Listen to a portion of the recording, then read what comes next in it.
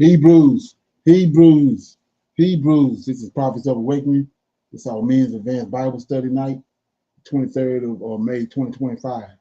Okay, the topic that I'll be reading out of Second Ezra, chapter 9 of the end times, and I'm gonna do a comparison contrast with what JC said in Matthew when the apostles asked him about the 10 times. So we're gonna see what the Lord of hosts said in comparison to what JC said. Okay, so you can go to our YouTube channel, The Prophets of Awakening. Check out our videos. We have over 1,000 or so videos that you can look at, examine the scriptures, get the meat out. And if you like what you're hearing and receiving, I ask you to like, share, and subscribe to the channel. It'd be greatly appreciated. Okay, we have our Cash App just running across the bottom of the screen in case you want to support the channel, help it move along. That too would be greatly appreciated. Our hours of operation, Tuesday and Wednesday from 7 to 9. We on live. Okay. Thursday nights we have our Women Advanced Bible Study. That's live from 7 to 9. It's on Israel Wake Up channel, our sister channel. Then we have our Men's Advanced Bible Study on every Friday night, 7 to 9 Central Time. Okay. Then we have our 2 Shabbat classes, 1 in the morning on Saturdays from 10 to 12 a.m. Then we close out the Shabbat in the evening from 6 to 7 Central Time. And then we have a advanced Bible study on Sundays, every Sunday at 5 p.m. Central Time. So any of those times you want to come in and engage with us, you're more than welcome. Okay. For those that don't know, this is a non-Messianic channel. We deal with the Tanakh and the Torah, Tanakh being the Old Testament, so-called Book of Remembrance, and the Torah is the first 5 books of the Old Testament that was given to Moses by our Redeemer and our Savior, the Lord of hosts. Okay, this channel was created to aid and assist all Hebrews who are waking up in these last days to their true identity. Okay, shalom and welcome to the channel, and welcome to our Men's Advanced Bible Study. We're going to do our normal, which is a moment of silence, prayer, or songs, some current events, some need to know information. We'll open it up for any questions or comments, any dialogue. Then we go into our topic for discussion, which is we'll be dealing with Uganda just struck $12,000. I mean, Uganda just struck $12 trillion in gold. They found 12. So we're going to talk about that and some of the ramifications of it, and does it fit in with scripture, right? And we'll pick a scripture at the end, read it, break it down, and then we'll close out. Okay. So with that being said, it's moment of silence for the Lord of hosts, and all that he's doing to bring about our prophesied deliverance in these last days. Oh Lord, I pray unto the Lord, my God, you make our confessions, O Lord, the great and dreadful God, keeping covenant and mercy to them that love thee, and to them that keep thy commandments. O Lord, righteousness belongeth unto thee, but unto us a confusion of face, as it is this day, to the men of Judah, and to the inhabitants of Jerusalem, and unto all Israel that are near and that are far off, through all the countries whither thou hast driven us, because of our trespass that we have trespassed against thee. As it is written in the laws of Moses, all his evil has come upon us, in the land of our captivity, here in the Americas, the Caribbean, Great Britain, and Africa. O Lord, according to all thy righteousness, I beseech thee, that thine anger and thy fury be turned away from thy city Jerusalem and thy people, and thy holy mountain. O Lord, hear this prayer, and cause thy face to shine upon thy sanctuary and thy people for your sake. O Lord, open thine eyes and incline thine ears to hear, and behold our condition. O Lord, hear. O Lord, forgive. O Lord, hearken and do, and defer not, for thy own sake. For thy people and your land need you desperately at this hour. Peace be unto you. Okay, so we're going to read the Psalms. Shalom. Brother Leonard, I found the Psalms in in First Chronicles. This is a Psalm of David, Okay. on the Asaph, a song of David's song of thanksgiving. Then on that day, David delivered this first psalm to thank the Lord into the hand of Asaph and his brethren. Give thanks unto the Lord, call upon his name, make known his deeds among the people. Sing unto him, sing psalms unto him. Talk ye of all his wondrous works. Glory ye in his holy name. Let the heart of them rejoice that, excuse me, let the heart of them rejoice that seek the Lord. Seek the Lord and his strength. Seek his face continually.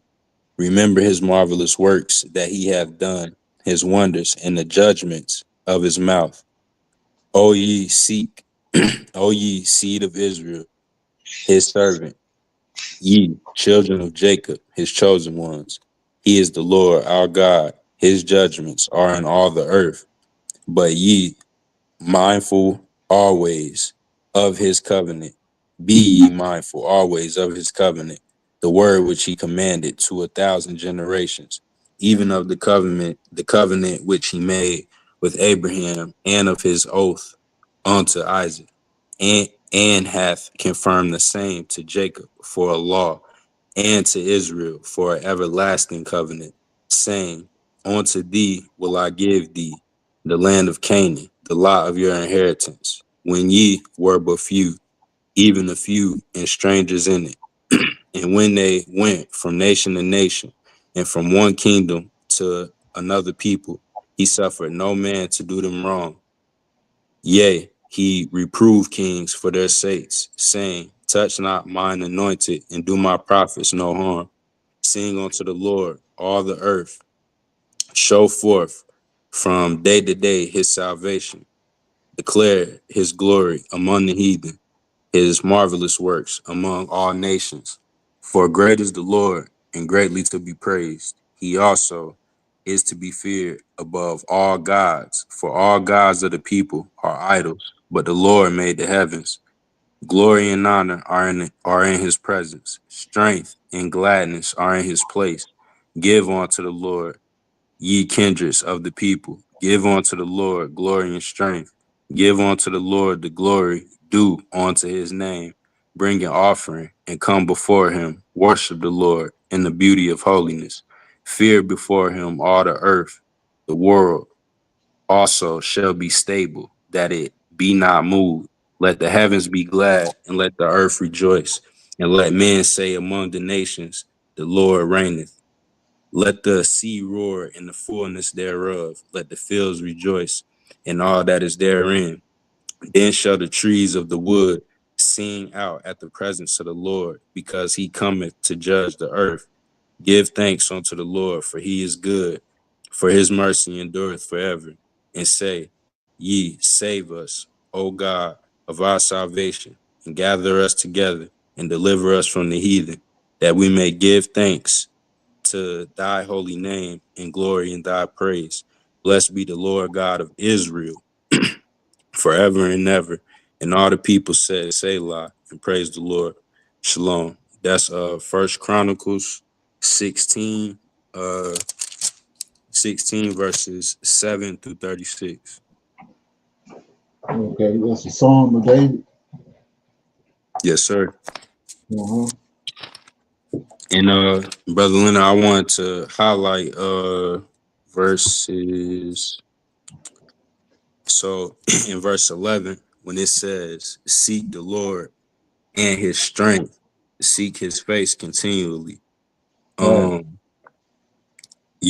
I know a lot of people, especially the brothers you had me dealing with recently, they think that the Most High is the Lord of hosts. And so Right. no one's seen the Most High's face, right? So the Most High wouldn't say, seek my face. And then he Exactly. also alludes to his strength, right? And I Right. know, I think it's Psalms 102 maybe, but when it says, uh, you angels that excel in strength, Right. and so yeah, that just speaks to the Lord of hosts. And then in verse 14, Brother Leonard, and it says and he is the Lord our God. His judgments are in all the earth. So, there's nothing going on in the whole world that his judgment is not on. That's kind of plain and simple right there. Exactly. And then like I was saying, people don't get the point when it says the whole earth. You know what I'm saying? The earth, like he said in Zechariah chapter 4 and verse 14, he says the king and the high priest have to go into to the holy of holies once a year for the day of atonement and come before the God of the whole earth. See what I'm saying? That's that's not Yahweh. Okay, a lot of people don't get that. Ain't that something? Right, yes, sir. Right. Oh, brother Leonard, my fault. And this, I was looking for this one. In verses 25 and 26, well, really just 25, when it says, "For great is the Lord, and greatly to be praised. He is also to be feared above all gods, Mm-hmm. above all angels, and Yeah, idols." exactly. On the earth. Right. Yes, sir. Exactly. That's what that is. Right. That's how you understand who the God of the whole earth is. Because he's the one that comes down, not Yahweh. He comes down as a representative of Yahweh. That's why I was saying that he said before he went to Egypt, they thought they was calling him God Almighty. And then after he showed out in Egypt, then they knew it was who he was. Okay. Right. Yes, sir. And this yeah. So with that being said, we're gonna go to our current events. I'll play them, and then we'll talk about them as we go. Okay.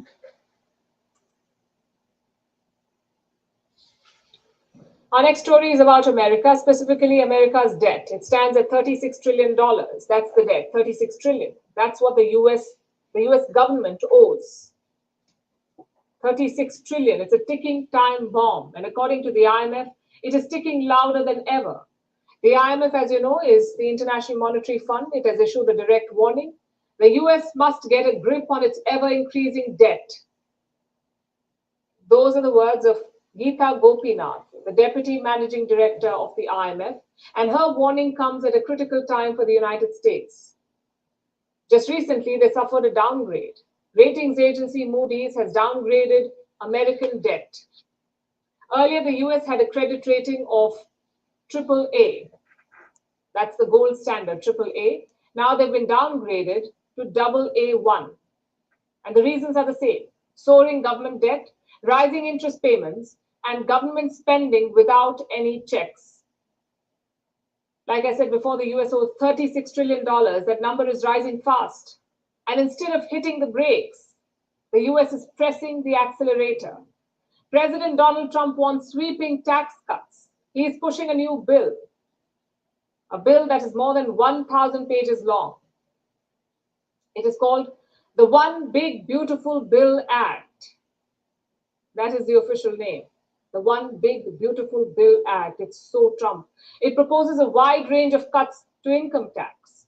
Economists say that this would widen the deficit. This bill would decrease government revenue substantially by as much as over $4 trillion. This is projected over a period of 9 years, and the markets have already reacted to this. Stocks have dropped, so has the value of the US dollar dropped. This was during early trading today. In fact, throughout this week, the markets have been wobbly. Investors are nervous, not because of wars, not because of another pandemic, but because of America's own balance sheet. The rising debt is the biggest cause of concern. It entails the growing cost of servicing that debt. Higher interest rates mean higher payments. Right now, the US is borrowing money just to pay the interest. Needless to say, this is not sustainable. Some experts say it's worse than it looks. Billionaire investor Ray Dalio paints a grim picture. He was among the few who had warned about the crash in 2008. And now Ray Dalio is concerned about America's rising debt. He says the credit ratings only tell one part of the story. The real danger is the falling value of the dollar. It had a rough start in 2025, and in the last 5 months, the dollar's value has fallen by over 7%. If this trend continues, investors would suffer more losses, particularly those who bought US government bonds. Their returns would shrink. And the US is not the only one here. Across the board, debt levels are rising. Back in April, the IMF had raised red flags about this as well. It said global debt is heading for dangerous levels. In fact, the IMF expects public borrowing to jump further. And if this trend continues, listen to this, if this continues, the world's debt pile would be bigger than the world economy by 2030. That is worse than the pandemic, far worse than the 2008 financial crisis. So the IMF wants countries to focus on reforms and reduce debt. We want to see countries acting decisively on reforms, so you don't borrow your way out of debt. You grow your way out of debt. So when countries have that growth potential enhanced, then they can also reduce that vulnerability. So which countries are vulnerable?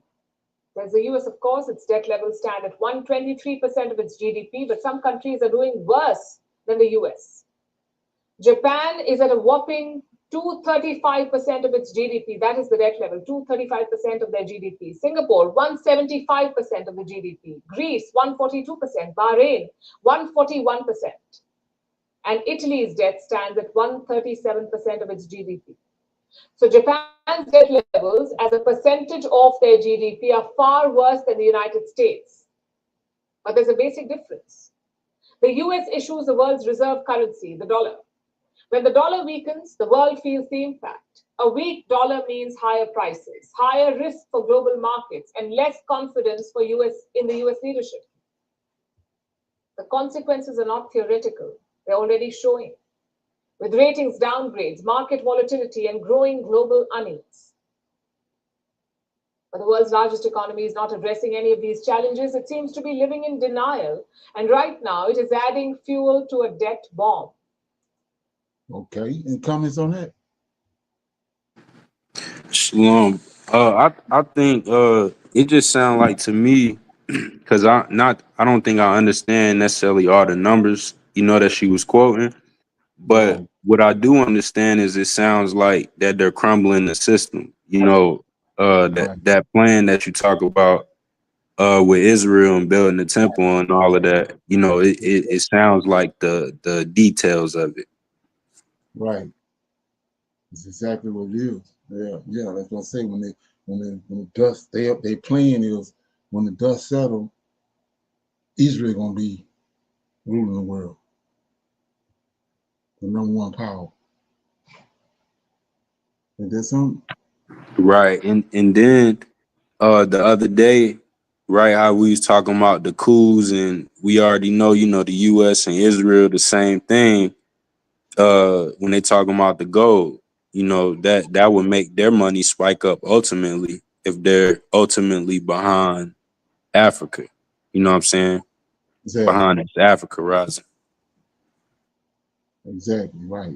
Yeah. Like I said, when you once you get a eye for it and understand that part of the equation, then you start to see exactly what it is that they're doing, because they like I said, they all this time they've been trying to rebuild that temple. You think that now all this going on, they still ain't focused on that? That's their sole purpose, and that's what all this is about. But they got everybody distracted, and they didn't got off of that. They didn't got off of what they when they brought those priests out there and did that dedication, and those red helpers and all that. Come on, that's the objective. That's what these people have been trying to do the whole time. It's all about Jacob and Esau. Yeah. And brother Leonard, so who they gonna pray to in they temple? To Lucifer. They Right. Luciferians. Okay. Right. Yeah, Right. Right. right. But, like I said, Edom is the fourth beast. So Edom is the Gentiles, and they came together. Both of them hate Jacob, so they came together and became one nation. Esau and Japhet, Cain descendant. Okay, Right. Okay. I'm yeah. with you. So So we on. Let me play this one. Well, ladies and gentlemen, it has just happened hours ago. All hell is about to break loose between the United States and the European Union. It is just crazy what's going on at the moment. I know I normally do a walk and talk on Fridays, but I'm going to do my best to do one tomorrow. Obviously, Another thing we were just talking about how what they trying to do is Israel going once all the dust settled, Israel gonna be on top. So we see right here. I always said, why is it? How is it that in our face this dude had 32 counts, a felon times 32. He's a felon times 32, but he went right through the whole American system. Really, he humiliated the American system, the democracy in America. He humiliated. So, how was he able to do that? Esau, Esau, the man. He the man they want to use to bring down everything, so that they'll end up ruling, right? At the same time, Esau wants to disconnect from Japhet. Here it is, right here. you can see the banner below. We've just launched the new gold and silver investing programs. The first one is out right now. You can get started on it. Links are below, and then we'll come to the advanced a bit later. But let's get straight into them. What's happened today, just in the last few hours. So Trump has now announced a 50% tariff on the European Union, On the EU. starting on the That's 1st just of that. June. By the way, that's 9 days away. So the European Union has got just 9 days to put together an entire deal between them and the United States. I don't know if you realize how complicated that is. Exactly. That is, I mean, if they do it, it will be an absolute miracle. It's highly unlikely, but of course it's always possible. So in today's video, I'm just going to break down some of the facts around this. Obviously, it's only happened in the last couple of hours, so I haven't had time to go through and run all the models yet, but I've got a good set of notes here for you so you understand what's going on. So let's just go over the basics first then. He's announced a straight 50% tariff on the EU after complaining that the negotiations have stalled. One of the reasons they've stalled is because the EU's been very clear, and they say that they don't think that they have to negotiate with the US, and that all of their trade and everything they do is fair under the WTO, the World Trade Organization. Let's get this off the screen for you now. So they're saying, well, it doesn't matter if it's fair or not. It's legal under the WTO rules. So the US just has to deal with it. Well, not really, because there's a new sheriff in town, as it were. And Trump's being very sort of hardline. He's saying, well, no, we're not going to deal with it. We want concessions. We want a fairer deal. So I've been over it all. I've been looking over this for weeks now, as you know. And I think the EU, yeah, they have got the better deal. It's pretty obvious. It's pretty clear. They have got the better deal. But they're now getting kind of... We're Phoenix Energy, a family-owned oil.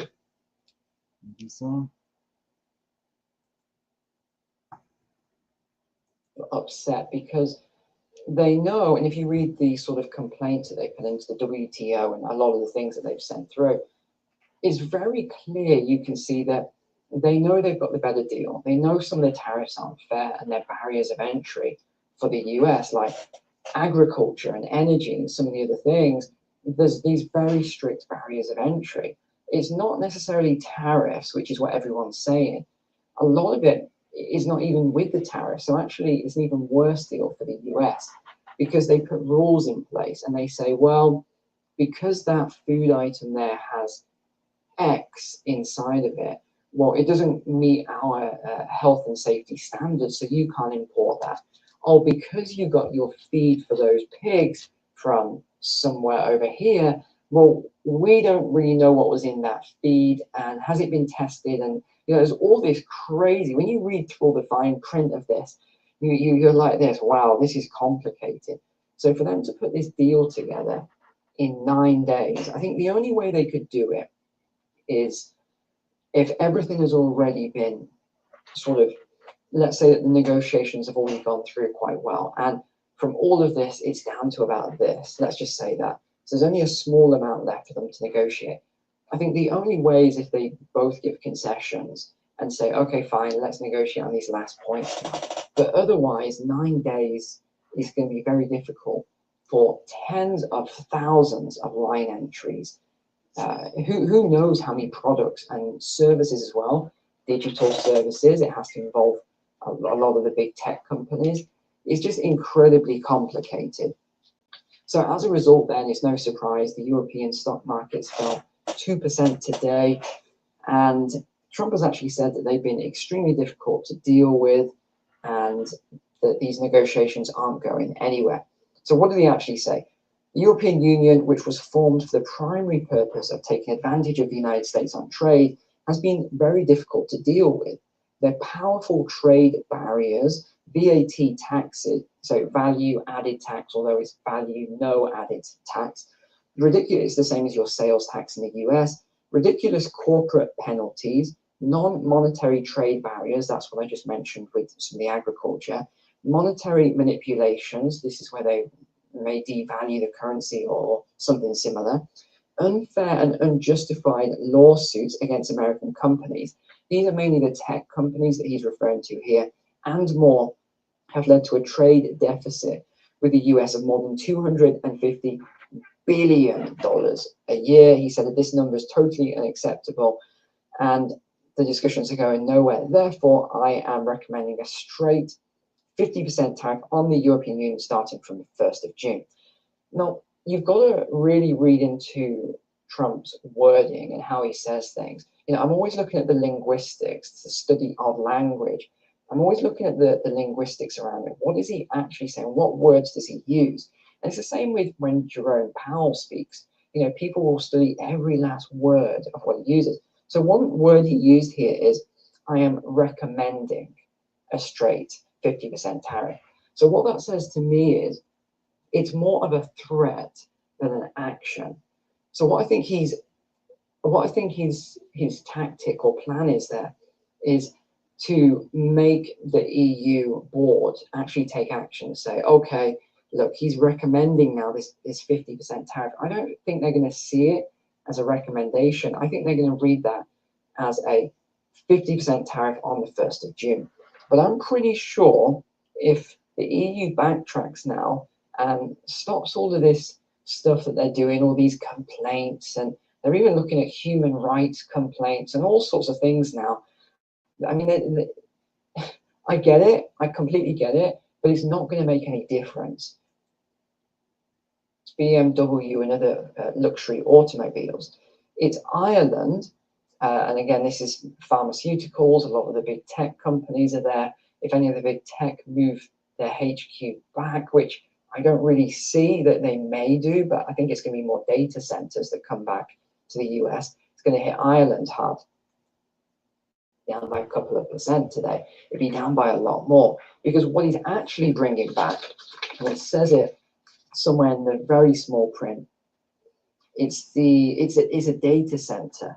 They're building a 250,000 square foot data center in Houston, Texas. So that's actually what's happening. They're not bringing all the manufacturing back. And he went on to say, there's some pretty strong things here. Actually, yeah, here we go. He said, if we were to bring it all back, instead of it being, because remember it was Foxconn, it was China, and they then moved it to India. And now they're saying they're going to move it from India. No, sorry, they're not saying they're going to move it from India. President Trump wants them to move from India back to the US. That's just, I think it's very unlikely. I think it's very unlikely that would happen. It could happen, but Tim Cook has said, and I quote, this could lead to an iPhone of anywhere from $1,500 up to $3,500.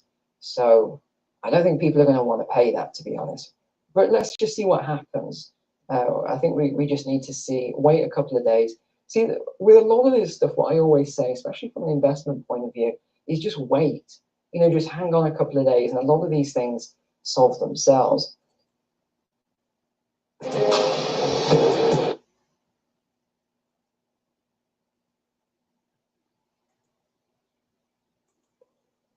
It may be in certain jobs. There could be, you know, could be a sort of a trench there. I don't see it everywhere. A lot of these businesses, you know yourself, they're always hiring, they're always short. So this is, okay, so the estimates are 3.8 trillion being added to the 36.2 trillion in debt. I mean, that's a lot. And this is on top of Moody's downgrading the US government just recently as well. They downgraded it from a AAA. This was, that was the first time, I think, in as long as I can remember. So we're definitely seeing some movement, some really big movement in the US. And I stand by my sort of long-term forecast on the US. Nothing's changed there. But I'm going to try and get out for a walk and talk tomorrow, or I could even stream from the gardens here. Let's see how we get on. But just remember to grab the new courses. Definitely grab them. Okay, any comments on that? So like I said before, now all of a sudden they at odds with the EU. That's J-Fact. Okay. And so you had said before you played this clip that Brother Leonard that Esau wants to break off from the Fed. Right. Okay. Disconnected. Right. So you say what you're talking about. Well, you know, the Ashkenazi Jew, he's not Edomite. Right. He's a Gentile. So he's a Gentile. And that's how Esau been able to hide himself all this time, because of everybody focusing in on the Jews that's over there. But the majority, the reason why they are able to be a nation is they converted those Ashkenazi Jews. When they the Khazars. That's the majority of the population of the fake Jews. Is they are Japhet. They from Japhet. But the Zionists is the one that's behind the temple and behind the 1,000-year reign and all that. They're the ones behind Trump. They're the ones that's been dictating what America been doing forever. America ain't nothing but a Frankenstein monster that Esau created. And that goes along with what the scriptures say. It's a whore riding on the beast. So we know who the whore is. It's the nation of Israel, because it's not the real woman, and it's riding on the beast, which is at this point in time is America, and we're all through the Romans in the Catholic Church. That's who the Edomites are. They're the ones concocted all that. And every time, like I was saying last night in my other videos, the fourth beast has the ability to transform itself. That's what Daniel was saying. That's the reason it had 4 different heads. Started out in Rome, but then it ended up over in Britain, and then it was in France. It was in over in with doing the Crusades. That was the Byzantine Empire. That was one of the heads. Then it came down to Great Britain was the 8th beast, transformation of it. Then it came here to America.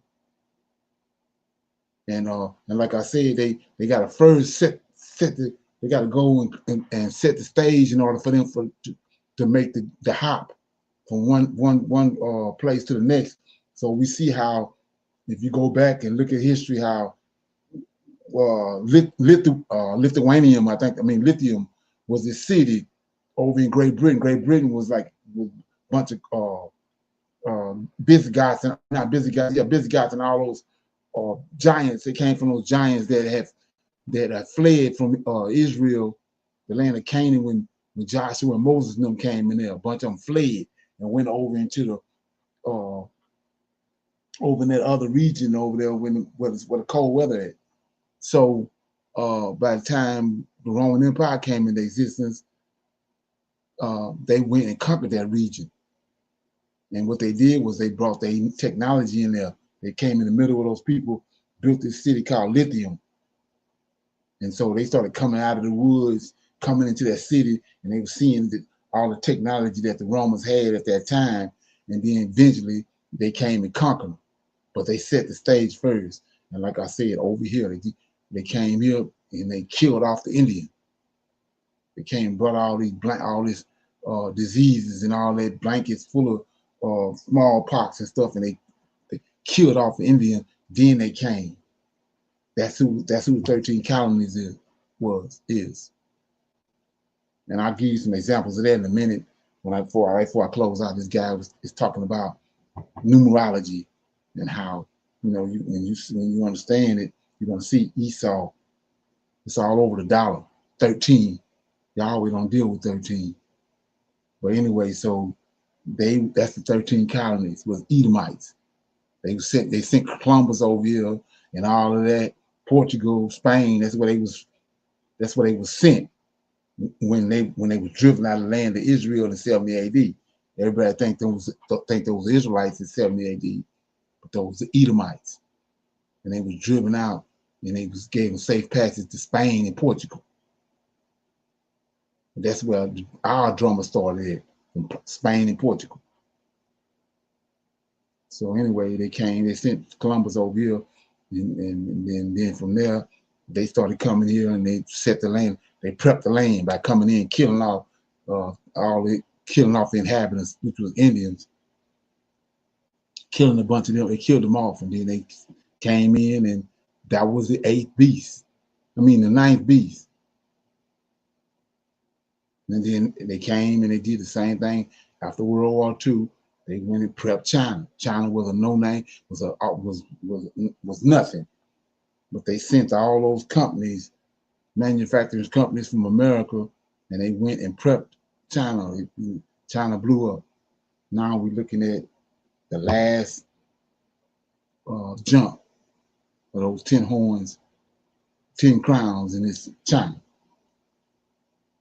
But we know that when you read scriptures and get the right information, you'll see that the last beast, which he says 2 little wings is going to be reserved for the end. There's the end of the eagle, and that's Russia and China. That's what we're looking at. And there's no coincidence that they in Africa. So, like I said before, they prepped the land before they went to Britain. They prepped the land before they came here to America, and then they prepped the land before they went to China. Now we're looking at them prepping the land for Africa. When they rule the world for 1,000 years, they want to have control of Africa, all its resources. That's what we're looking at. And then like the man was just saying, the guy was saying that it's sophisticated. Okay. So any comments on that? You call that the genius of Esau, right? Oh yeah. And another thing they got, you just had mentioned Africa. They've been having Bill Gates over there all of this time. Over there vaccinating people. Oh yeah. They've been prepping the land. The guy was the guy that owned BT. He left. He sold BT. That's where he went. That's where Oprah Winfrey went. Oh, they've been there prepping this situation. It's just now it's coming to head. Now they're using they high tech technology I was telling you about with the harps. They causing all these. They putting it under as these guys as revolutionary acts with all what you see going on now with all these coups. But my thing is this. Look at what they did in. Look what they did in Middle East.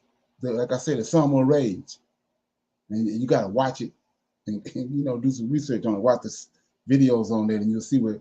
So that's the summer rage, but this is a revolution. But when you look at it and see how these people acting, it's the same thing. They're being manipulated mentally. It's the summer rage, when it happened over in the Middle East. But this right here with the red hat and all that is Pan Africanism. No, the same technology they used to do the summer rage, they're doing the same technology now on people in Africa. That's what we're looking at. And shalom, brother Leonard, to thinking like a Hebrew, right? Like Yeah, you had just mentioned that red beret, right, just the color red, period. The right. fact that that's the thing that stands out, really, No, yeah, especially to if like Black history, especially Garvey and all that kind of stuff, then you will recognize that hat as soon as you see it. And then so when exactly, you brought that to my attention, I'm like, red, obviously, who's behind that color? exactly. And like I was saying, that's what Fred Hampton had on. Okay, and then Right. Okay. go Black watch that Panther. last movie. Yeah, go watch that last movie they made on him, and his emphasis that he put on a revolutionary. You know what I'm saying? It's right there in the movie. You know what I'm saying? Oh yeah, that ain't got nothing to do with creative. Yahweh. Is that something? Right. So yeah. So let me see where I'm at. Okay, we was okay, yeah. So I'm on some need to know information now. So check this out. This something right here. You might want to do some more research on it. But this happening right now as we speak. I'm gonna tell you what we're gonna get tomorrow, but let's check it out.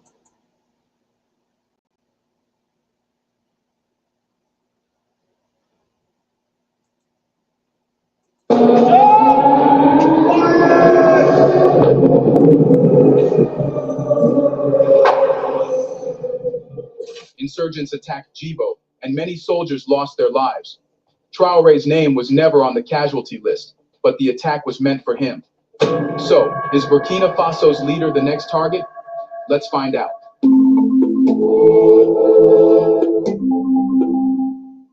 The headline screamed of chaos.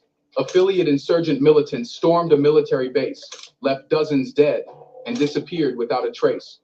But buried beneath the carnage in Jibo is something colder, more calculated. This wasn't just warfare, it was bait. And Captain Ibrahim Traore was the one they wanted to draw out. Look closer. The attackers didn't seize territory. They didn't loot. They didn't hold civilians hostage or plant flags. What they did was far more strategic. They struck hard, filmed the aftermath, vanished, and left behind a crisis with no face. Then, as expected, the foreign news networks lit up. Burkina Faso is losing control. Insurgents on the rise. Is Traore failing? The script was ready before the smoke cleared. That's not insurgency. That's provocation.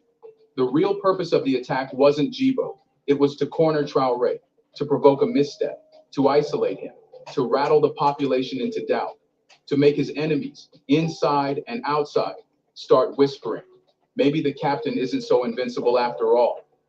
And it nearly worked. Within 48 hours, diplomatic contacts in the region reported an unusual surge in communications, coded briefings, intelligence reroutes, and indirect outreach to moderate factions inside Burkina Faso's bureaucracy. In plain terms, Jibo opened the door for a soft coup to begin formation, the kind where no bullets fly, but decisions start to shift away from Traore's control. This tactic is old, decades old, and it's always the same. First, a national figure rises. He speaks of land, pride, and independence. He cuts deals that don't pass through Paris or Washington. He starts to win the hearts of the rural poor and the urban youth. He becomes a symbol, not just for his country, but for all of Africa. Then, out of nowhere, his enemies appear. Sometimes they wear uniforms. Sometimes they wear NGO badges. Sometimes they say nothing and let the chaos do the talking. But always, the goal is the same: discredit the symbol, shake his foundation, remove him without a martyr. Traoré has become that symbol. And Jibo was the first attempt to destabilize his myth. They want to drag him into a war of desperation, drain his resources, force him to call for international help, or better yet, trigger internal fractures that remove him without having to soil a single foreign hand. And right now, he's surrounded by shadows.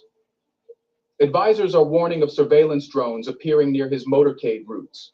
Communications are being jammed in key border regions. International agencies are offering support packages that come with strings buried in the fine print. The battle isn't at the front lines anymore. It's circling the president's chair.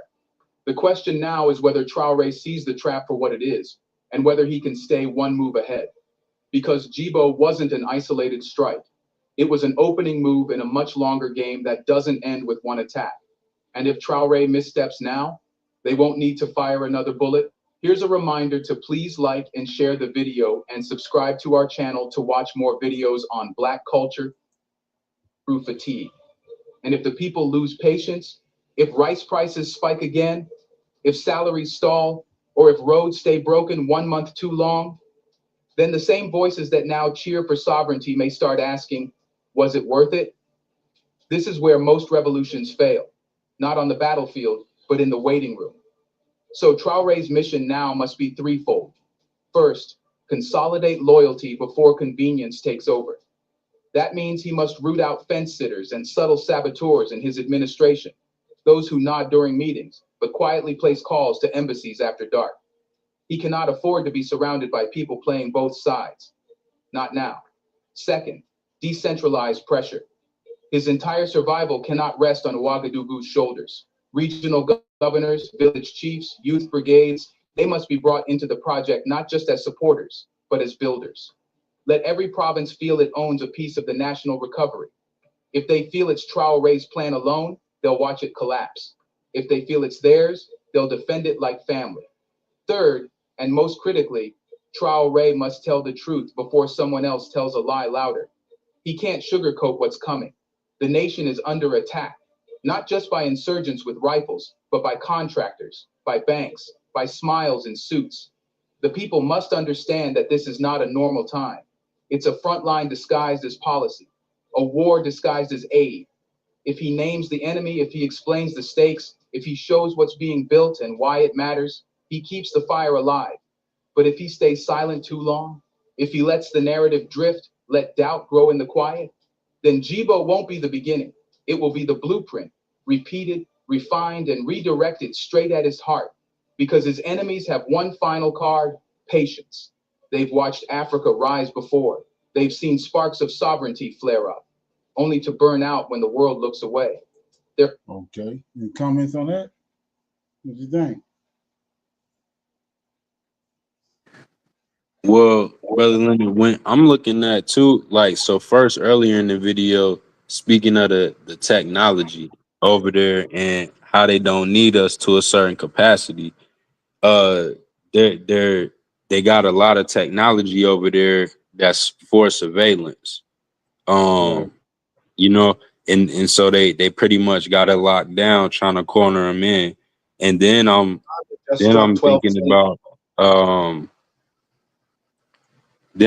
about so how this is all just escalating so quick, because you had them, first we were seeing just everything was all positive, Right. it wasn't, I wasn't seeing really anything negative from Right. headlines from them, and Right. now they're going Build him against up. them, so something They is build at him up play. first. They build him up first. And then Right. by building him up, they build up all the hopes there, the African Americans out in America and over there. And like I said, remember, everybody was dormant. All the black, they were trying to get the black folks out in the streets. That nobody wouldn't come in the streets. Everybody was being non-void. But then they came with this.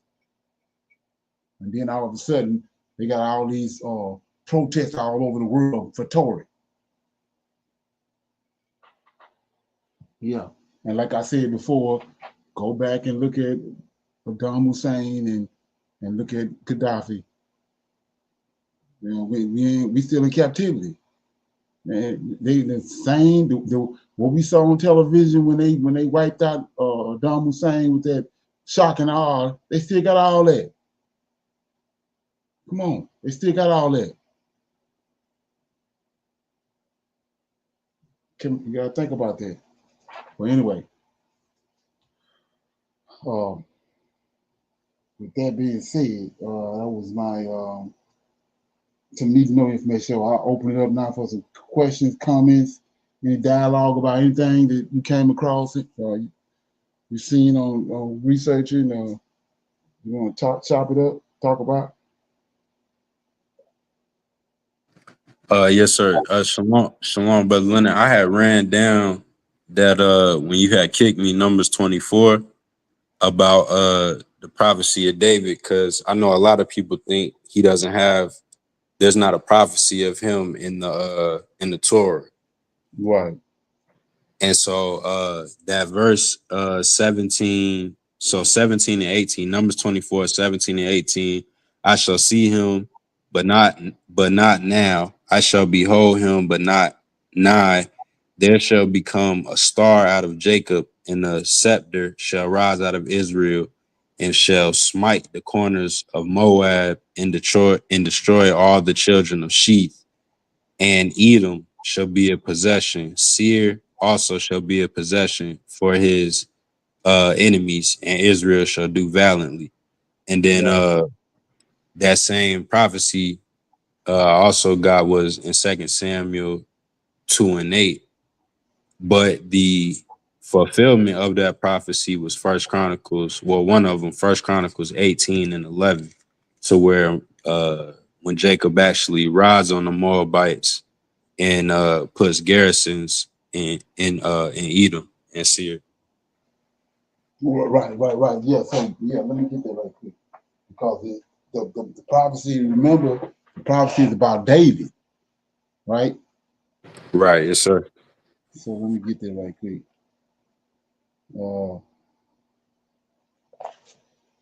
Second Samuel.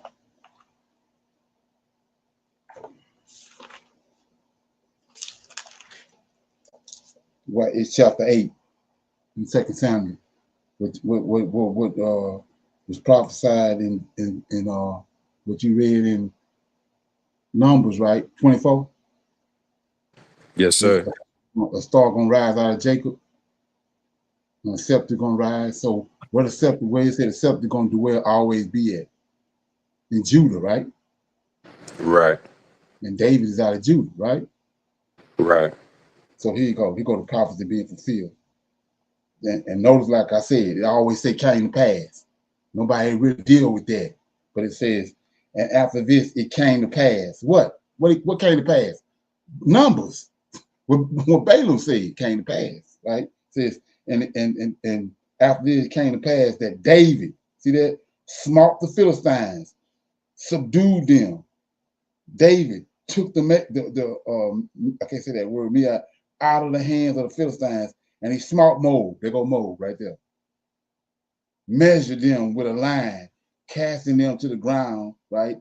Even with 2 lines measured he, and put them to death, and with 1 or 4 line to keep alive, and so the Moabites became David's servants. See that? The prophecy is David's servants, and brought gifts. David smote Hadassah, the son of Rehab, king of Zobah, and he went and recovered his borders at the river Euphrates. And David took from him 1,000 chariots and 700 horsemen and 20,000 footmen. And David hawked all the chariots of the horses, but he reserved of them for 100 chariots. And when the Syrians of Damascus came to Sakkar Hadassah, king of Zobah, David slew of the Syrians 220,000 men.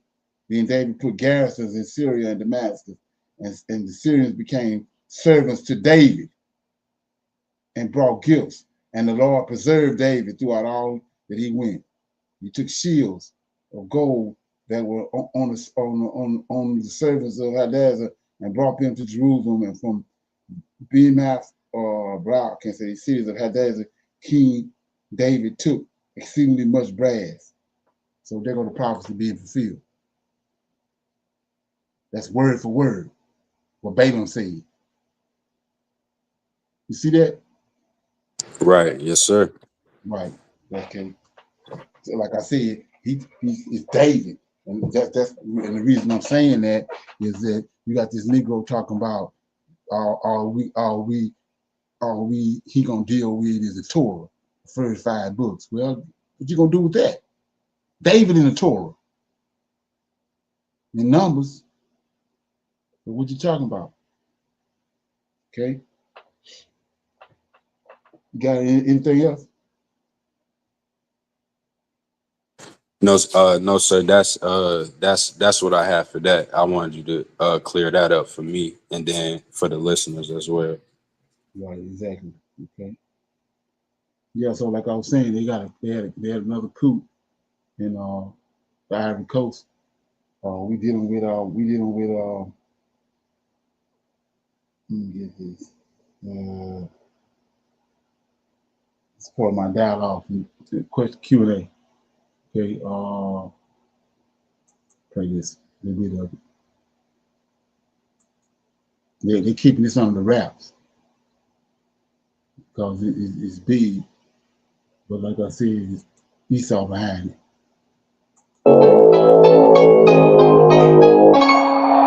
When the spider webs unite, they can tie up a lion. That's an ancient African proverb. And right now, something is happening in Ivory Coast that proves just how powerful united webs can become. On May 21st, 2025, social media exploded with reports of chaos in Abidjan. Videos of protesters flooding the streets, claims of internet shutdowns, whispers of military movements, allegations of coup attempts that could change everything. But then, silence. Major news outlets stayed quiet. International media looked the other way. It's just like someone pressed the mute button on an entire nation's cry for freedom. I'm Asogwa Luis, and this is the Strategic Lens. Today, we are going deep into what mainstream media won't. Today, we are uncovering the Ivory Coast crisis that has Western powers scrambling and African revolutionaries celebrating. Because what happened, or what they are claiming happened in Ivory Coast, isn't just about one country, it's about a So notice what he just said, what the revolutionaries are, Marys with an S on it, are doing in Africa. And like I said, listen to what Fred Hampton said in the movie, what a revolutionary is. Ain't got shit to do with Yahweh, the Lord of hosts in heaven. domino that could topple an entire system of control that has been choking Africa for decades.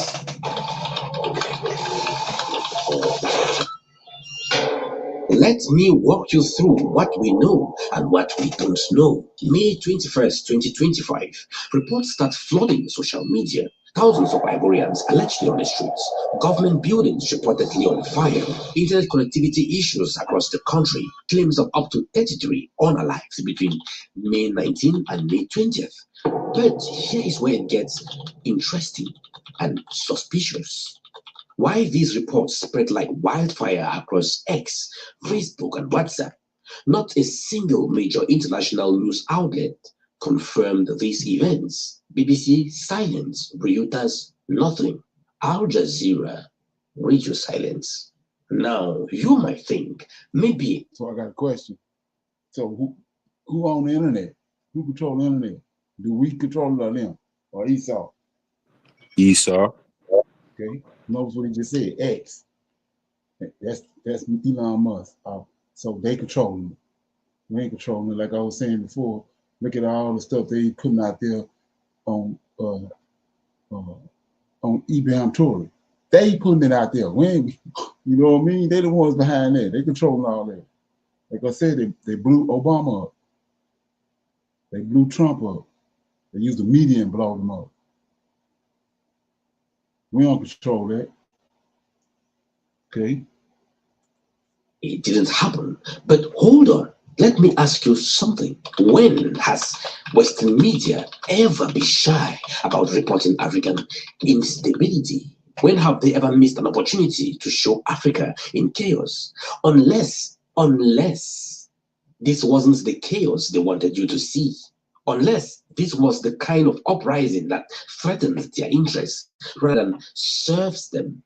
Because according to reports that did circulate, something unprecedented was happening.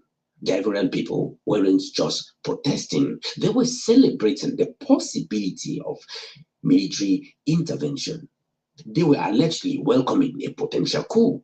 When was the last time you heard Africans celebrating a coup? When was the last time you heard people took to the streets to ask their military to overcome their government? When? To understand what's really happening in Ivory Coast, we need to understand the perfect storm that's been brewing. Three explosive ingredients have been mixing up in this West African nation, and the combination is proving deadly for those who profit from the status quo. Ingredient number one, a secret military deal that nobody asked for.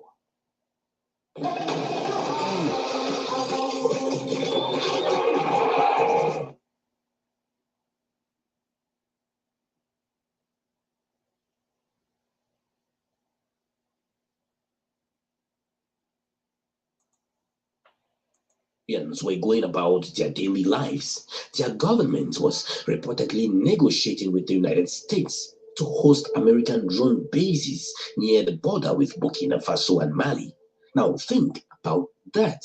Surveillance drones that are pointed directly to the revolutionary governments that have been inspiring African youths across the continent. Ingredient number two, President Alassane Ouattara, the man who once promised to step down after 2 terms, decided the constitution didn't apply to him. Third term, no problem. Exclude opposition leaders. That was easy. Install your brother as the defense minister. Why not keep it to the family? But then, the third ingredient was the catalyst that sparked everything. An American general's inflammatory statement that united Africans from Lagos to London, from Accra to Atlanta. April 3rd, 2025, General Michael Langley, head of U.S. Africa Command, walked into the Senate hearing and made a statement so provocative, so disrespectful to African sovereignty, that ignited a continental firestorm. What did he say, and why did it trigger such massive backlash that it might have contributed to the events we are investigating today? General Michael Langley looked at the United States senators and said these exact words about Captain Ibrahim Traoré, the revolutionary leader of Burkina Faso. Captain Traoré in Burkina Faso, their gold reserves are just in exchange to protect the Junta regime. Chairman, I see this and I don't mind calling them out, but Captain Traoré and Burkina Faso, is their gold reserves. That is all those proceeds are just in exchange to protect the junta regime. Now, wait. Captain Ibrahim Traoré isn't any African leader. Since taking power in 2022, Captain Ibrahim Traoré has done what many thought was impossible in modern Africa. He nationalized his country's gold mines, taking them away from foreign operations. He built Burkina Faso's first gold refinery, meaning they processed their own wealth instead of shipping raw materials to Europe. He survived multiple assassination attempts. He formed a military alliance with Mali and Niger, and he told the world that Africa's resources belong to Africans. When General Langley accused Traoré of misusing gold reserves, he was attacking the very idea that Africans can't manage their own wealth without Western oversight. The response was swift and thunderous. Protesters erupted in cities across Africa. The diaspora mobilized from Detroit to London. Even General Langley's ancestral village in Senegal sent a video message calling his comments a betrayal of his African heritage. But here is where our story takes an unexpected turn. Just weeks after General Langley made these inflammatory comments, guess where Langley decided to visit? Ivory Coast.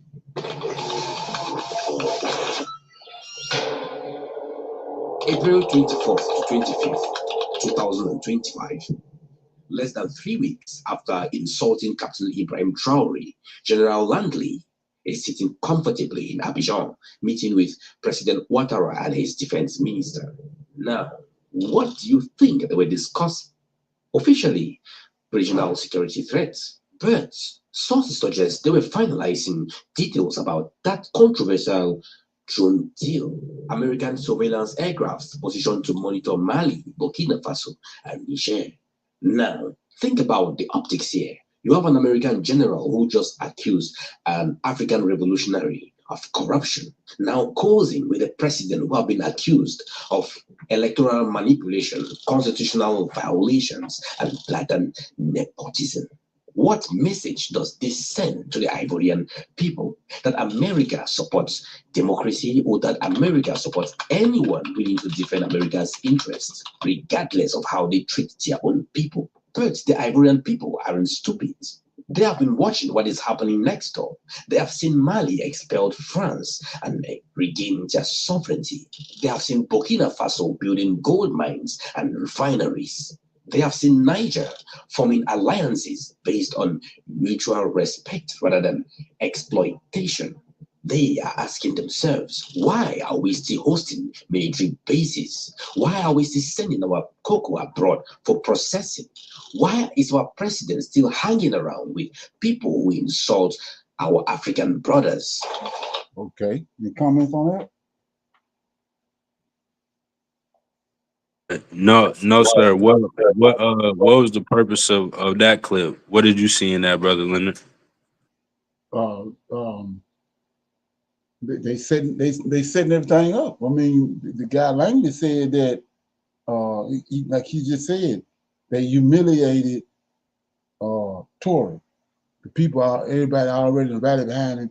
Then he goes to the White House in front of this the Senate and everybody, and he denigrate Tory. That's what brought. Remember, everybody was laying low. Nobody, they can get us to protest. They can get us out in the streets and nothing. After that, the Negroes from, like he just said, from Chicago to Washington D.C., they came to the streets to protest for Tory, and in Africa. So they got everybody out in the streets.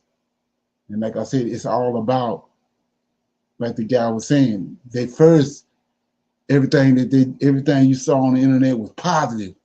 That's how they set it up first. They got everybody behind him. Turn him into a superhero first. And now they coming with this stuff that to bring the people out in the streets. Because they want to attack us. They can't just attack us and we non void. They want to attack us when we in protest mode. We up against them. We riding. That's what they want. So in a sense too, it's kind of like not shooting an unarmed man. They want us to kind of, because you could say you being combative and militant if you're a protester, right? Exactly. Right. They want to be aggressive, and so it'll look like they protecting themselves in the eyes of the nations. Yeah, and then like I said before, I mean you can see it. I mean, let's play this video. Then I'm gonna go to my topic for discussion. Play this right here. And this is what I've been saying all along. Right here. Nobody ain't addressing this. USA can remove Traore tomorrow, and there's nothing Africans can do. See that? Like I said before, we still in captivity. We saw what they done to Saddam Hussein. Saw what they done to what was this last event they done? Gaddafi. We saw what they done to them with the military might they got. So he said, That's the claim made by Va Mabunda, a South African influencer, and it shook the internet. But is he right? Or is he echoing the same colonial mindset Africa has been fighting for centuries? No, President reality. Ibrahim Traoré of Burkina Faso reality. isn't just a leader. He's a symbol of a new Africa, an Africa that expelled foreign troops, reclaimed its mines, and said, no more puppets. Mali stood up. Niger stood up. Now Chad wants to join the Sahel Alliance. African unity is no longer a dream. It's a movement. So to say there's nothing we can do, that's not the truth. That's surrender. Because this time, Africa is not bowing. It's building, rising, uniting. And if anyone thinks they can remove Traoré that easily, let them try. A whole continent is watching. Okay. USA can remove Traoré tomorrow, and there's nothing Africans can do. That's the claim made by Va Mabunda, a South African influencer, and it shook. Okay. So what do you think about that? Does that make any sense? He said they can remove Traoré when they get ready. Right, yes, sir.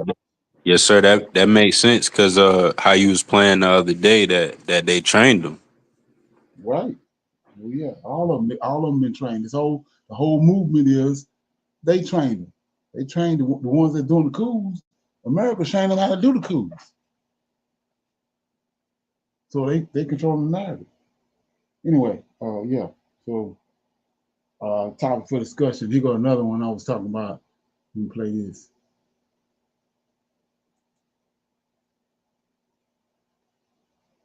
Uganda just struck $12 trillion in gold. A new Africa is. So they just found $12 trillion. A mine or a region with $12 trillion of gold at. Rising in what could be one of the biggest gold discoveries in history. Uganda has found gold deposits worth over $12 trillion. That's more than the GDP of Germany, Japan, and India combined. For decades, Africa's wealth has been stolen. Raw gold shipped out, profits never returned. But Uganda says this time will be different. President Yoweri Museveni declared that no raw gold will leave the country. It must be refined and processed inside Uganda, creating jobs, industries, and real national wealth. This isn't just a discovery, it's a game changer. From Guinea to Ghana, Niger to Namibia, Africa is reclaiming its resources. Now, with $12 trillion in the ground, Uganda stands at a crossroads. Will it follow Africa's new path of sovereignty and strength, or fall into old traps? The world is watching, and Africa is ready. The gold is ours, so is the future. So like I was saying before, when you start dealing with scripture and then you want to say what's spiritual and what ain't spiritual, is Yahweh connected to the gold? Right, that's his currency. Yeah, that's his currency. He connected to the gold. Go back to Mansa Musa and all that, and Joseph and all them. We connected. Yahweh connected to the gold. You think them people that the Esau and all them people in the West can manufacture $12 trillion worth of gold out of nowhere? No.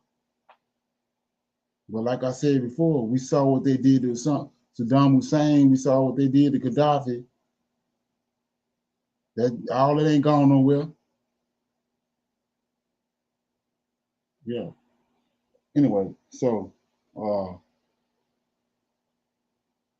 we're gonna go into our scripture reading. Like I said, we're in 2nd Ezra, and what I'm doing is when you understand who the Redeemer is, the Lord of hosts, Michael, Lord, the Archangel, that's our Redeemer. That's him in Genesis chapter 1, verses 1 and 2. Yahweh in verse 1, and then the Spirit of God, the angel of God moving on the waters. That's the Redeemer. That's who delivered us out of Egypt. That's who delivered Shadrach and Meshach and Abednego and Daniel out of the fiery furnace. That's who delivered Daniel out of the lion's den, right? That's who made Joseph second in charge in Egypt, made Mordecai second in charge as the angel of the Lord. Genesis chapter 48, Joseph said, God who redeemed me all my life, the angel of the Lord.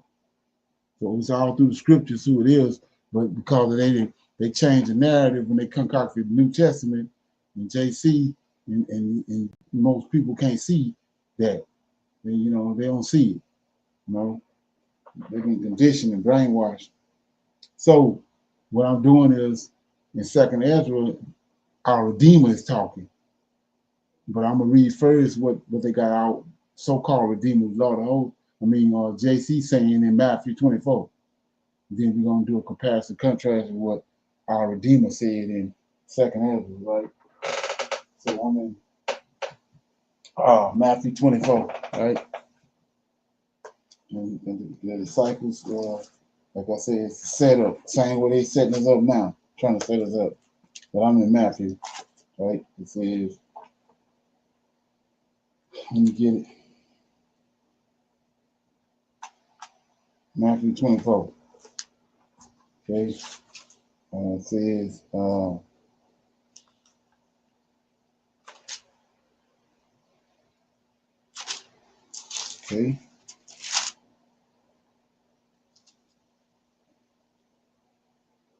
I'm start at verse 1. It says, and Jesus went out and departed from the temple, and his disciples came to him for to show him the buildings of the temple. And Jesus said unto them, see ye not all these things? Verily I say unto you, these shall not be left here one stone upon another, that ye shall not be thrown down. And he sat upon the Mount of Olives. The disciples came unto him privately, saying, tell us, here we go, tell us, when shall these things be, and what shall be the sign of the coming and of the end of the world? And Jesus answered and said unto them, take heed that no man deceive you, for many shall come in my name, saying, I am Christ, and shall deceive many.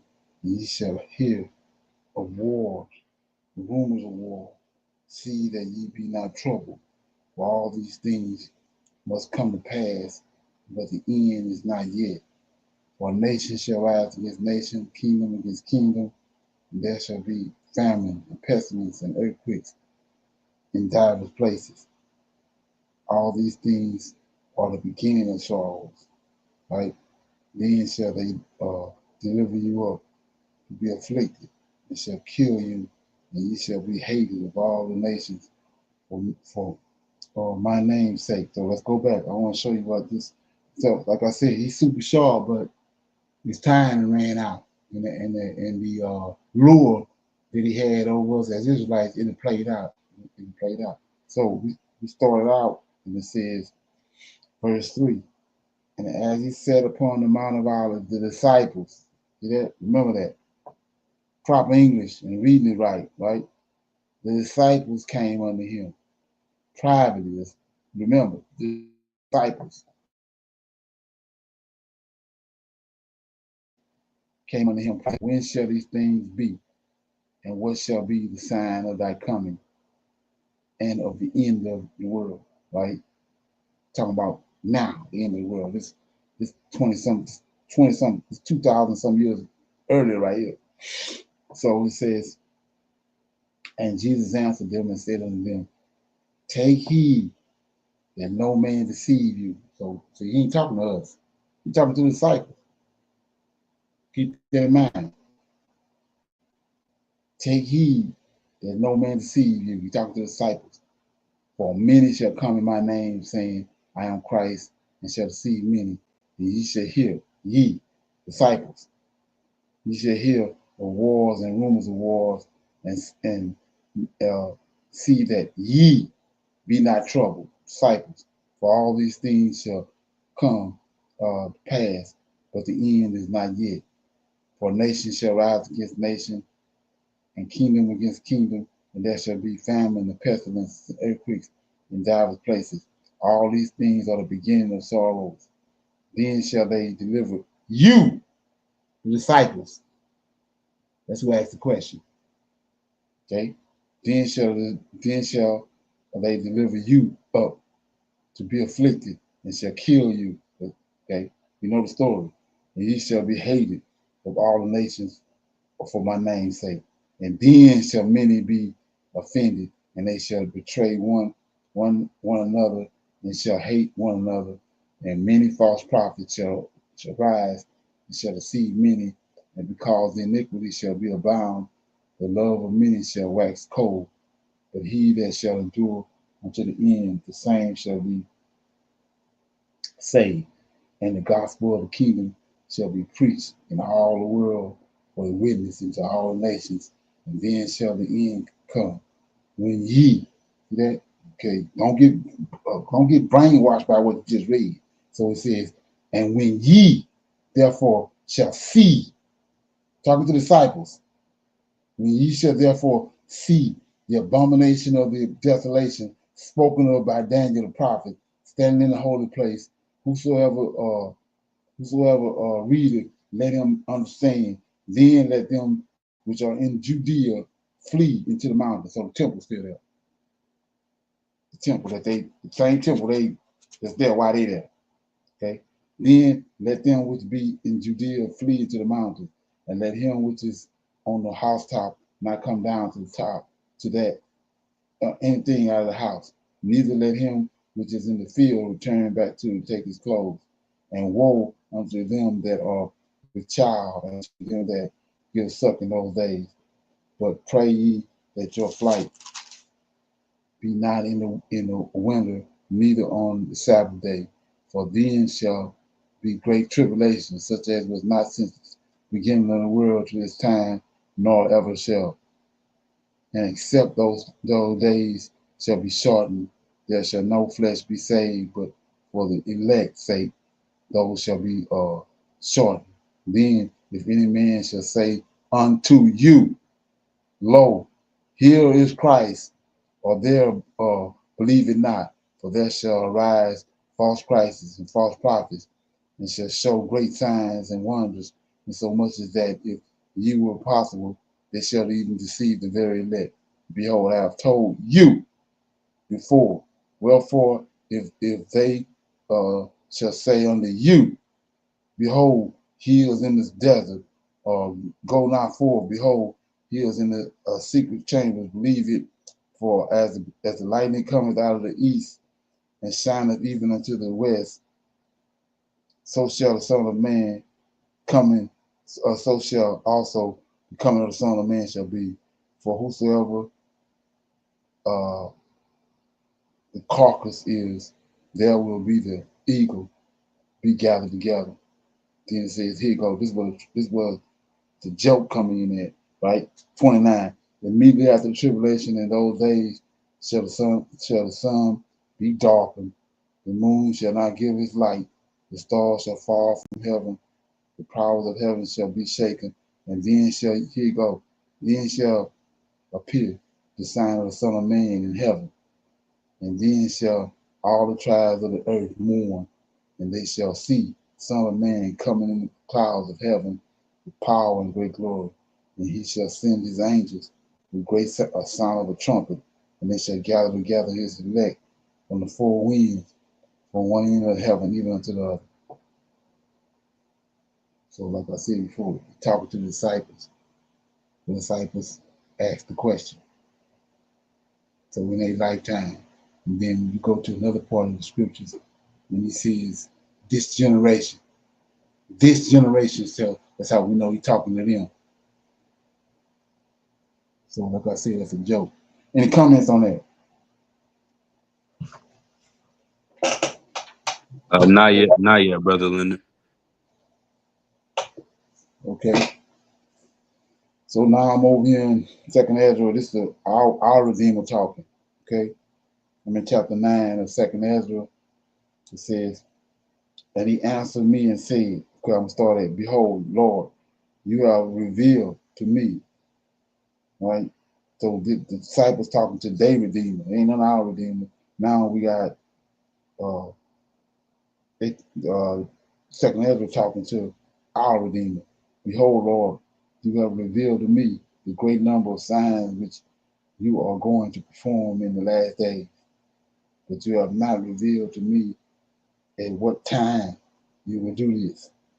And he answered me and said, measure it carefully within yourself, and it will be that when you see that a certain part of the signs which have been foretold have passed, and then you will understand that it is the very time when the Most High is to visit the world that was made by him. So when there shall appear in the world earthquakes, tumult of people, plots of heathen. And looking at this, I told you that when he started doing the wavering of leaders, the confusion of princes, Then you will understand that it was of these things that the Most High spoke on the days that were of old, from the beginning. For just as with everything that has happened in the world, the beginning is plain and the end manifested. So also are the times of the Most High. The beginning are singularized by wonders and mighty works, and the end by acts and signs. And it will be that everyone who will be saved and also is able to escape by reason of the deeds or his faith by which he believed will survive the dangers that I have foretold, and will see my salvation in my land and within my borders, which I have consecrated to myself from eternity. Then those who have now neglected my ways will be amazed, and those who have rejected them with contempt will abide in torment. For as many as fail to acknowledge me in their lifetime, though they receive my benefits, and as many as disdain my law, will they still have freedom. And while as an opportunity to repent was still open to them, did not understand or scorned it. These must recognize it after death through our torment. So you must no longer be curious as to how the ungodly will be punished, but ask how the righteous will be saved, to whom that age belongs, and for the sake of whom it was made. I answered and said, I said before, and I say now, and I will say again, there are more that perish than that will be saved, as a wave is greater than a drop of water. And he answered me and said, as is the field, so is the seed, and as are the flowers, so are the colors. And as is the work, so is judged. And as is the farmer, so is his threshing floor. But there was a time in the ages of eternity when I was preparing for those who now are, before the world was made, for them to live in, and no one opposed me then, for there was no one else. But now those who have been created in this world, which is provided with an unfailing table and an unexhaustible pasture, have become corrupt in their characters. So I consider my world, and behold, it was lost, in my universe, and behold, it was in danger because of the devices of those who had come into it. And I saw and spared them, not very greatly, and I saved myself one grape out of a cluster, and one plant out of a forest. So let the multitude perish that were born in vain, but let my grapes be saved, and my plant, because with much labor I have perfected them. But if you will let 7 days more pass, be not uh be not fast in them, but go to a flowery field where no house is built, and eat only of the flowers of the field, and taste no meat, and drink no wine, but only flowers, and will pray to the Most High continuously, and I will come and talk with you. And I went as he had told me to the field called Ardat, and I sat there among the flowers, and I ate the wild plants, and the food they afforded satisfied me.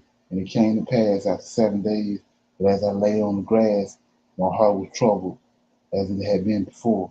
Then my mouth was open, and I began to speak before the Most High, and said, O Lord, you surely showed yourself to your forefathers in the desert when they came out of Egypt and went into the desert, which was untrodden and unproductive.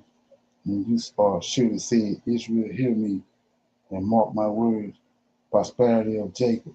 And behold, I sowed my law in you, and it will be forth fruit in you, and you will be glorified through it forever. But our forefathers who received the law did not keep it, and did not observe the statutes. Yet the fruit of the law did not perish, for it could not, because it was yours. But those who had received it perished, because they had not kept what had been sown in them. And behold, it is the rule that when the earth has received seed, or the seed, the ship, or any dish of food or drink, and when it comes about that what was sown, or what was lodged, or what it was put in it destroyed, they are destroyed, but the thing which contained them remain. But with us it has not been so. We who receive the law will perish because we sin. Along with our hearts we received it, but the law does not perish, but abides in its glory. And when I said this to myself, I lifted up my eyes and saw a woman at my right, and behold, she was weeping and wailing aloud, and was deeply grieved at heart, and her clothes were torn, and she had ashes on her head. And I dismissed the thought I had been thinking, and returned to her and said to her, Why do you weep? Why are you grieved at heart? And she said unto me, Let me weep over myself, my Lord, and continue to mourn, for I am greatly embittered in spirit and deeply afflicted. And I said to her, What has happened to you? Tell me. And she said to me, Your servant was barren and had no child, though I had a husband of 30 years. And every day and hour, those 30 years, I prayed to the Most High night and day. Then after 30 years, it came about that God heard your servant, looked on my affliction, and gave heed to my distress, and gave me a son. And I rejoiced greatly over him. I and my husband, and all my disciples, all my neighbors, and we paid great honor to the Mighty One. And I brought him up with great care. And it came to pass, when he was grown up, that I proceeded to take a wife for him, and made a marriage feast. And it came about that when my son entered his wedding chamber, he fell down and died. And we all overturned the lights, and all my neighbors rose up to comfort me, and I was quiet until evening the second day. And it came about, when they had all stopped comforting me, to quiet me, that I got up in the night, fled, and came to this field, as you see. And now I plan not to return to the city, but to stay here. And I will not eat or drink, but mourn and fast continuously until I die. Okay, so that was chapter, or well, I'm in 10. I read this, and I broke out the reflections with which I was still occupied, and I answered her in anger and said, You most foolish of all women, can you not see our sorrow and what has happened to us? For Zion, the mother of us all, is afflicted with grief and in deep humiliation. Now lament bitterly, for we are all lamenting, and be sad, for we are all sad. But you sorrow for just one, for ask the earth, and she will tell you that it is she who ought to mourn over so many who have come into being upon her, and from the beginning all have been born of her, and others will come. And behold, almost all of them go into perdition, and the most of them are destined to destruction. Who therefore ought to mourn more, if not she, who has lost such a multitude, rather than you, who sorrow for only one? But if you say to me, My lamentations are not like the earth's, for I have lost the fruit of my mouth, my womb, which I bore with pain and brought forth with sorrow. But it is with the earth, after the matter of the earth, the multitude that is now in it as it comes. Then I say to you, as you brought forth with pain, so the earth also has from the beginning given her fruit, man to him who made her. So keep your sorrows to yourself, bear bravely the misfortunes that have overtaken you, for if you accept the judgment of God, you will see your son back in due time and be praised among women. So go into the city to your husband. And she said to me, I will not do it or enter the city, but I will die here.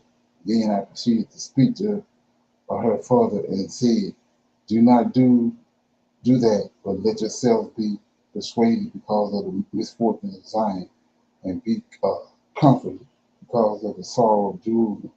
For ye see that our sanctuary has been laid waste, and our altar torn down, and our temple destroyed, and our heart is brought low, and our song is silenced, and our rejoicing has ceased, and the light of our lamp is put out, and the chest of our agreement is plundered, and our sacred things are polluted, and the name by which we have been called is profaned. Our children are abused, and our priests are burned, and our Levites have gone into captivity, and our girls are defiled, and our wives are ravished, and our upright men are carried off, and our little ones are exposed, and our young men are enslaved, and our strong men are made weak. And worst of all is the seal of Zion, for she is now sealed up for her glory and delivered into the hands of those who hate us. So shake off your great sadness and lay aside your many sorrows, so that the mighty one may become gracious to you, and the Most High may give you rest and relief from your shoulders. And it came to pass, as I spoke to her, that her face suddenly shone exceedingly, and I looked of her countenance flashed like lightning, so that I was too greatly frightened to go near her, and wondered what it could mean. And behold, she suddenly gave a loud and fearful cry, so that the earth shook at the sound. And I looked, and behold, the woman no longer appeared to me, but a city was being built, and a place of huge foundations showed itself. And as I was afraid and cried aloud and said, where is the angel Uriel who came to me at first? For it was he who brought me into this great bewilderment, and my end had become corruption, and my prayer a reproach. And as I said this, behold, the angel who had come to me at first came to me and saw me, and behold, he lay there like a corpse, and I had lost my reasoning. And he took my right hand and steadied me and helped me to my feet. And he said to me, what is the matter with you, and why are you so troubled? And why are your understanding and your thinking of your mind confused? And I said, because you utterly abandoned me, and I did as you had told me, and went to the field, and behold, I looked, and I saw what I could not describe. And he said unto me, stand up like a man, and I will instruct you. And I said, speak, my Lord, only do not abandon me, so that I may not die in vain. For I have seen what I did not know, and I heard what I did not understand. In my mind is my mind deceived, or my Lord dreamed. Now therefore I beseech you to explain to your slave about this confusion. And he answered me and said, listen to me, and I will teach you and tell you about the things of which you are afraid. For the Most High has revealed many secrets to you, for he has seen your rectitude, and that you have sorrow continually for your people, and lamented bitterly for Zion. This then is the meaning of the vision. The woman who appeared to you a little while ago, whom you saw mourning and being comforted, but whom you then saw not in the form of a woman, but she appeared to you as a city that was being built, and as to what she had told you about the misfortunes of her son, this is the explanation. The woman that you saw, whom you now see as a city that is built, is Zion. And as for her telling you that she was barren for 30 years, that was because there were 3,000 years and no offering was yet offered in her. And it came to pass that after 3,000 years, Solomon built the city and offered sacrifice. And it was then that the barren woman bore a son. And as for her being telling you that she brought him up with care, that was the period of residency in Jerusalem. And as for her saying to you, as my son was going into the marriage chamber, he died, and that misfortune had overtaken him. That was the fall of Jerusalem uh, that has taken place. And behold, you saw her face and how she mourned for her son, and you began to comfort her for what had happened. And now the Most High has seen that you are deeply grieved and are wholeheartedly distressed for her, has shown you the splendor of her beauty and the charm of her beauty.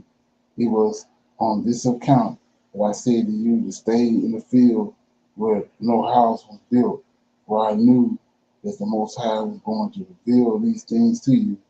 That was why I told you to go into the field where there was no foundation of a building, for no work built by man is staying in the place where the city of the Most High was to be revealed. So do not be afraid or terrified at heart, but go in and see the splendor and the greatness of the building as far as the sight of your eyes can see. And afterwards you will hear as well as much as hearing of your ears can hear, for you are more blessed than many, and you have been called by the Most High, as few have been. But tomorrow night you must stay here, and the Most High will show you in dreams those visions of what the Most High is going to do in the last days to those who live on the earth. Okay, so I'm gonna stop right there. Any comments on that? And so, brother Leonard, and so Ezra's vision is telling us what's to come, right? That's what we're reading. Yeah, yeah. Well, my point is this here. He said that when a woman, he was talking to this lady, and he was under the assumption it was a woman that had lost a son. So he was telling her, why you crying? You only lost one son. Zion, the one, needed to be mourning because she lost a lot of sons, right? So Right. where is Ezra coming from? Oh, Babylon. Okay, that's Zerubbabel temple that he saw. Right. See what I'm saying? That's Hmm. Zerubbabel temple, right? So Okay. so so they so what they doing in the what they doing in the New Testament, they predicating everything off of that, but it ain't got nothing to do with no end times. Remember what he told Daniel when he came to Daniel? He said the time of the end. He's not talking about the end of the world. He's talking about the Israelite world, the temple in Jerusalem and all that. He's gonna bring that to an end. These indignation that came to a full. So that's what you have to understand. But they used it and they got over the New Testament as the end of time, end of the world. But that's not. You can see that it's a problem. Okay. Right. Yes, sir. Because Yeah. that's why they get Daniel 9:25 so confused, because they think that's talking about the end of the world, because they trying to Right. put JC in the Right. picture. Right. And like he said in Daniel chapter 12, he said chapter 12. Yeah, he said many shall be tried and purified. He's talking about in First Maccabees. Remember the woman with the 9 sons? They tried Right. them, Okay. and Hmm. they wouldn't go for what Antioch Epiphany was talking about. They all died, and they didn't disown the God or disown Jerusalem. They died. They was martyred and purified. That's what he's talking about. And like I said, when you go to Daniel chapter 12, at the end, he said, the very last verse in chapter 12 says, it's talking about let me read it. It says, you can see that it's talking about the end of Jerusalem. Antiochus kept brought it to the end in 143 BC. Let me get it right quick.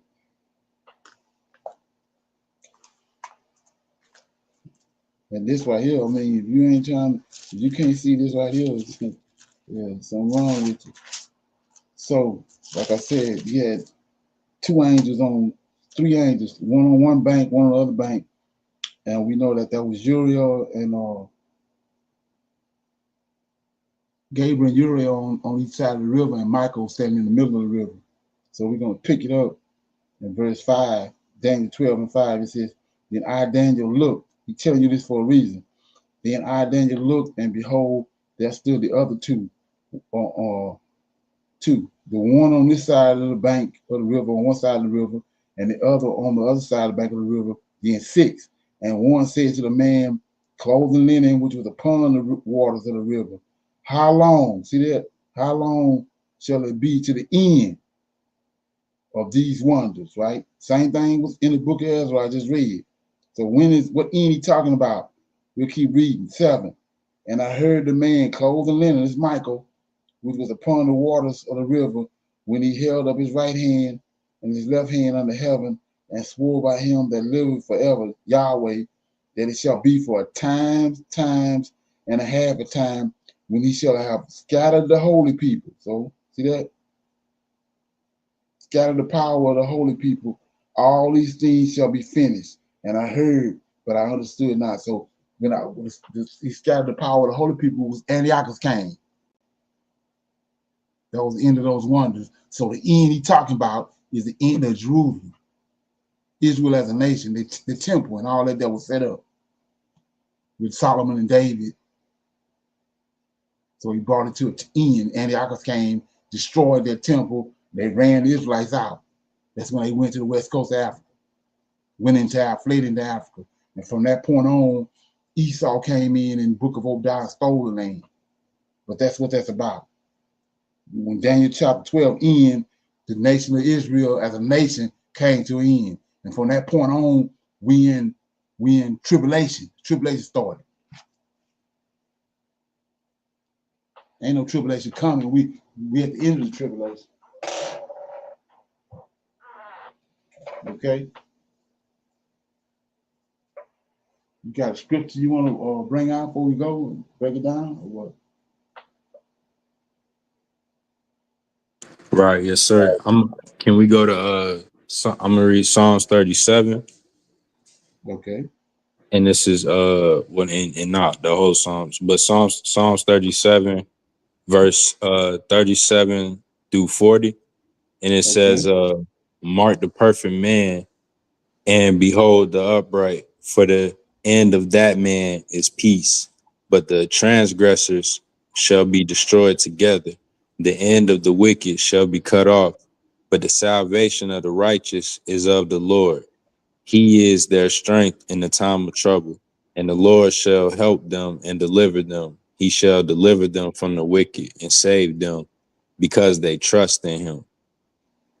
Shalom. And those are the verses. And Brother Leonard, just my input is that last verse. It says, remember how I was talking to you about the trust, and how I noticed it's not like, it doesn't mention a lot of faith and believe in the Lord of hosts in the Old Testament. They say Mm-hmm. trust in them, because that's different than belief. Right. Exactly. Right. Yeah, I had something I wanted to say on that. I lost it. But yeah. So yeah, you're right. Yeah, the upright men, upright.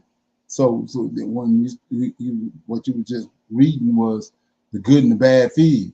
So I was just reading in Second Ezra when he said that the woman told Ezra that all the upright people was taken into captivity. So they go back to the good and the bad feed, right? He said he's going to cause the good fig to be taken into captivity for their good. But he kept the wicked fig there in the land, and he brought pestilence and the sword and scattered them until they was destroyed. So that's the same thing apply now. He's it's the remnant is righteous people, upright, good fig. But the wicked fig, he gonna destroy until they ain't no more. Okay. And that same scenario is today. You got a basket of righteous feeds and you got a basket of wicked feeds. Okay. And Brother Leonard, that wicked fig is not getting that spirit of the Lord poured on them that he talk about in what's that in Isaiah? That's in Jeremiah. Jeremiah, yes, sir. 24. And notice what I read in Ezra compared to what JC told the disciples and what the Lord of hosts told Ezra was that the righteous fig, he was going and the righteous fig was gonna understand when the understanding comes to them, they're gonna understand. They're gonna understand and be saved. But that wicked fig, when his knowledge and when he pour his spirit out on them, they ain't gonna discern it. But he said the righteous fig, when his knowledge is poured out, they're gonna gravitate to it. And that's exactly where we at. That's one of the signs. Okay. Yeah. So I was talking about earlier about the 13, that number 13, and this is another way how to identify these people in these last days. But here we go. Let me play it. Okay.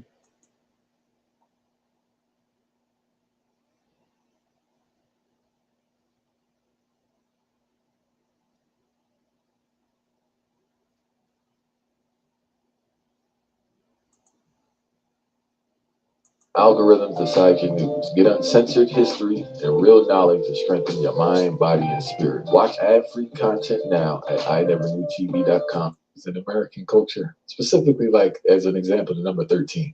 Right. So if you look at symbols on the dollar bill, there's 13 courses of stone on the reverse of the Great Seal. Those 13 courses of stone supposedly represent the 13 original colonies. On the front of the Great Seal, you have an eagle. An eagle holding in one claw 13 arrows.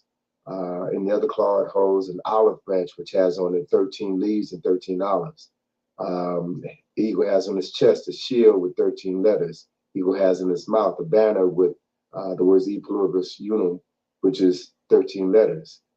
Above the eagle's head is a cluster of 13 stars. The number 13 is repeated 13 times on the dollar bill. So whenever you see something repeated over and over again, someone is trying to tell you something, even though they may not be vocalizing it. So the message, the key is to understand what's not being said, but what's being shouted symbolically and metaphorically. So 13 is a number that represents spiritual transformation. And when you understand the fact 13 is not an unlucky number, we've been socialized to believe that 13 is an unlucky number, which is the reason why many buildings don't have a 13th floor. You get in the elevator and you see the buttons jump from 12 to 14. Well, point in fact, the 14th floor is really the 13th floor, but because someone changed the number, you think of it differently, right? So it just shows you the extent to which we're mentally manipulated by forces outside of ourselves to corral our thoughts in this box, right? And people spend their lives in a box when at some point, if you're courageous enough to learn outside of the learning that's been prescribed for you, you realize that there is no box, right? Right. So like I was saying before, when we was reading out the book of Jubilees, when he said that after the flood, those wicked spirits from those giants tormented Noah's sons to the point where they had to go to Noah and tell them to inquire the Lord to do something with those wicked spirits that were tormenting. This is an example of tormenting right here. See that what he talking about the 13 and them using that's wicked as hell. It's subliminal. You're not understanding it. You looking right at it but not understanding it. That's torment. That's one of the ways these wicked ass spirits operate. Okay. Any comments, questions before we go? No, sir. Okay. So with that being said, I'm gonna say shalom, shalom, and another shalom. I'll see everybody tomorrow in the morning for our morning Shabbat class at 10 p.m. 10 a.m. Shalom, shalom, and another shalom. Shalom.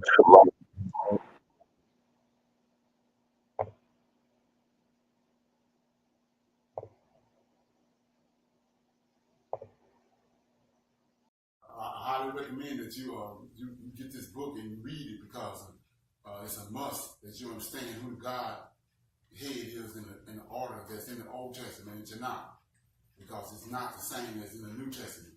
And when you read this and you get an understanding, then the scriptures open up and then you begin to understand.